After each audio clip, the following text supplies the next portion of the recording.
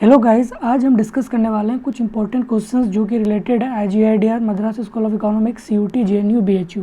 तो चलिए पहला जो क्वेश्चन है उसको स्टार्ट करते हैं।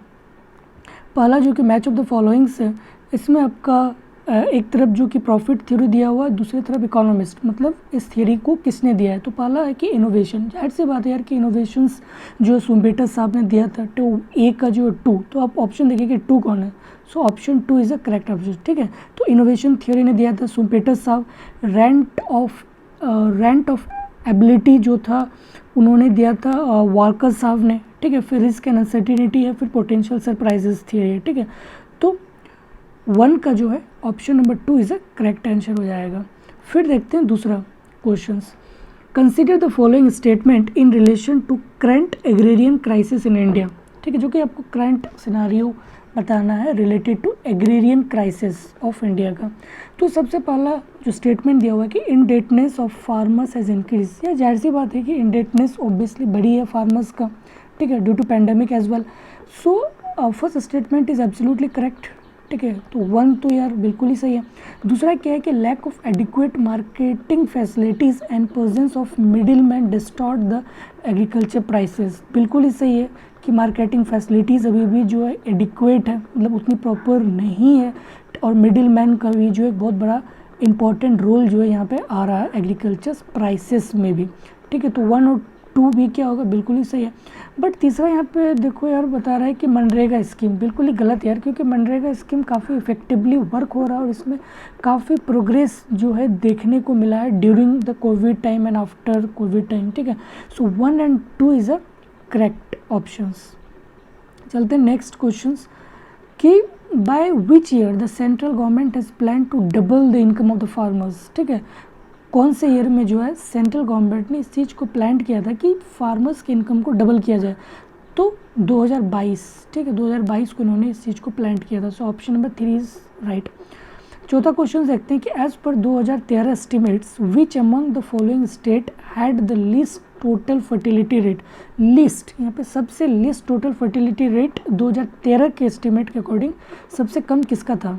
तो यार वेस्ट बंगाल का सबसे कम था। तो option number 4 is a correct.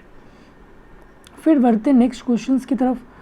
In which of the following approach या फिर theory the rate of growth of population growth, the rate of growth of population growth is treated as exogenous. ठीक है, तो जो rate of growth of population को जो है exogenous माना गया था, किसके द्वारा, किस थियरी के द्वारा।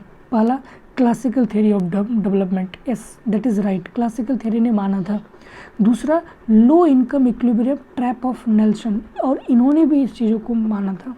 ठीक है, बट डॉमर ग्रोथ मॉडल इन्होंने नहीं एज्यूम किया था कि जो ग्रोथ रेट ऑफ पॉपुलेशन वो एक्सोजेनस है। ठीक है, उन्होंने बल्कि एंडोजेनसली इन फैक्टर्स को उन्होंने एज्यूम किया था कि जो rate of growth of population है वो एक्सोजेनस नहीं है। सो ऑप्शन 1 सही एंड ऑप्शन 2 भी सही, बट ऑप्शन 3 जो है वो बिल्कुल ही गलत हो जाएगा। So 3 is a correct answer.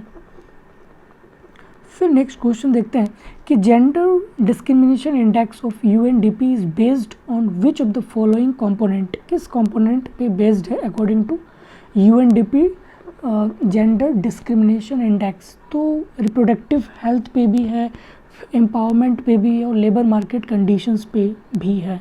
ठीक है, तो ऑप्शन 1 भी सही, 2 भी सही, 3 भी सही। So option 4 all of the above is correct option. फिर targeting inflation rate in the monetary policy by RBI। Targeting inflation rate, ठीक है, target inflation rate in the monetary policy by RBI किस चीज़ पे बेस्ड होता है। Targeting inflation rate वो CPI consumer price index पे जो है बेस्ड होता है। ठीक है, so option A is the correct.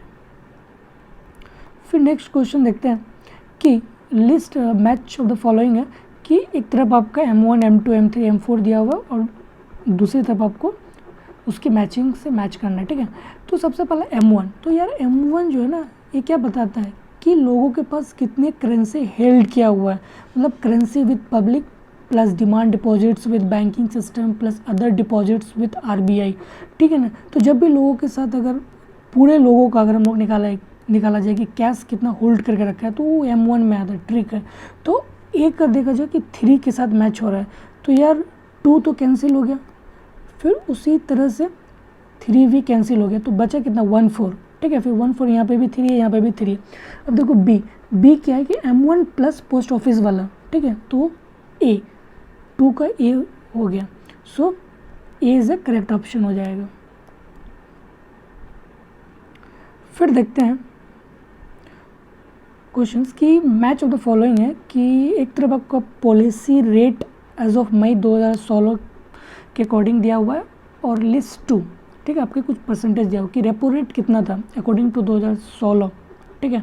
तो 2016 में अगर देखा जाए तो रेपो रेट 6.5 था, ठीक है, तो 1 का 4 6.5। रिवर्स रेपो रेट अगर देखा जाए तो रिवर्स रेपो रेट 7 था, बैंक रेट 6 था और SLR 21.5 था।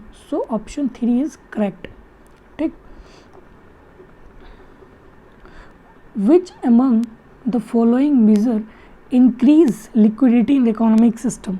इकोनॉमिक सिस्टम में जो है लिक्विडिटी को कौन बढ़ाता है इस फैक्टर में से, इस चारों ऑप्शन में से। जाहिर सी बात है CRR, अगर कैश CRR अगर कम है तो बैंकों को जो है RBI के साथ कम पैसा रखना होगा, ठीक है, तो इसके पास क्या हो जाएगा, मनी फ्लो ज़्यादा हो जाएगा, लोगों को ज़्यादा लोन देगा, क्रेडिट बढ़ेगा, लिक्विडिटी क्या होगा इकोनॉमी में बढ़ेगा, तो ऑप्शन ए इज़ करेक्ट है ऑप्शन। फिर उसके बाद देखते हैं कि एक एसेटेशन और रीजन का क्वेश्चन है कि according to the accelerator theory of investment when consumption और income increases investment would also increasing, ठीक है। तो अकॉर्डिंग टू एक्सेलरेटर थ्योरी कि अगर कंजम्पशन या फिर अगर इनकम अगर बढ़ता है तो इन्वेस्टमेंट भी क्या होगा, बढ़ता है, बिल्कुल ही सही, क्योंकि एक्सेलरेटर थ्योरी ऑफ इन्वेस्टमेंट में कहा था। अगर उसका रीज़न देखा जाए कि theory assume that there is excess capacity in the economy, नहीं यार, एक्सेस कैपेसिटी ज़रूरी थोड़ी ना कि एक्सेस कैपेसिटी ही हो। So 3 is the correct option कि A is true but R is false. Which according to the Friedman on which of the following does the velocity of circulation money depend, ठीक है। तो जो velocity of circulation जो किस चीज़ पे depend करता है, तो MV is equal to PT, किस चीज़ पे, प्राइस पे, तो rate of change in the general price level. So option 2 is correct. फिर assertion according to the Baumol the transaction demand for the cash balance varies with respect to the square root of the volume of the transaction. तो इसका एक formula है कि amount of hold a demand for money, तो demand for money is equal to under root of YF/2I, Y income, F जो fix charge लगता है, ठीक है, कोई भी कंज्यूमर को बैंक जाने में, ठीक है, that is fix charge divided by 2 into interest rate. बिल्कुल ही सही जवाब कि स्क्वायर रूट ऑफ YF है, सही। लेकिन इसका transaction demand for money is a function of income, ठीक है, लेकिन इसका एक करेक्ट एक्सप्लेनेशन नहीं है। ये तो ठीक है कि एक Y है, जैसे डिमांड फॉर मनी, जैसे इसका फॉर्मूला क्या है कि YF/2I, ठीक है, तो डिमांड फॉर मनी या सी आई के साथ डायरेक्टली प्रोपोर्शनल है, ठीक है। जैसे यहाँ पे transaction demand for money is function of income, income का तो फंक्शन है, ठीक है, इनकम का एक फंक्शन है, transaction demand for money is a function of income, ठीक है। So 1 and 2 are true but R is not the correct explanation of this, लेकिन इसका एक करेक्ट एक्सप्लेनेशन है ही नहीं, ठीक है, इस बाउमूल के according. So B is the correct answer.